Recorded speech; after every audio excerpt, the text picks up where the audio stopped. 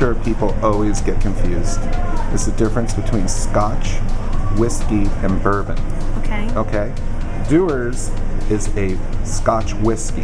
That's correct, yeah. Maybe you can explain to people what that means. We have we have single malts in Scotland, and that's Aberfeldy. Aberfeldy is a single malt. It comes from the Central Highlands of Scotland, and it's the single malt that goes into the heart of the Dewar's blend. Now, in order to be a single malt whiskey, it's made from 3 very simple ingredients: water, barley, and yeast.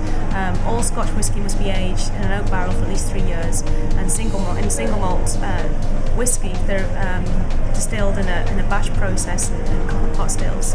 A blended Scotch whisky like Dewar's is made up of 2 types of whiskies: single malt and single grain whiskies. In a bottle of Dewar's White Label, or in 12, we have up to 40 different single malts and grain whiskies that go into the Dewar's blend.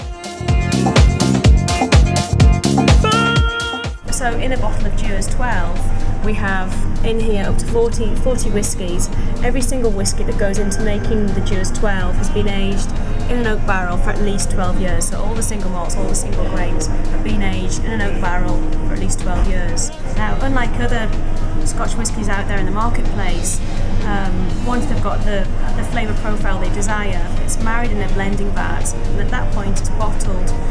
We don't do that. We actually place it back into a vintage barrel for additional 6 months, and what it does, it lets all the different single malts and grain whiskies get to know each other, so it makes the character of the spirit much more smooth and more perfectly balanced. And this is something that was actually pioneered by one of our very first master blenders, A.J. Cameron, back in 1899, so over 100 years ago.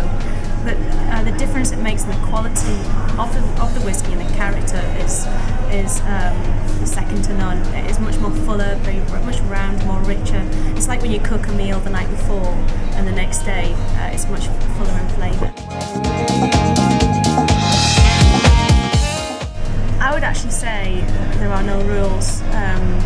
It really is down to personal preference. If you like to drink it straight up, and you like that real concentrated intensity and also the heat that you'll get from drinking it straight up, then I say go for it. If you like just to open it up, then add a wee splash of water.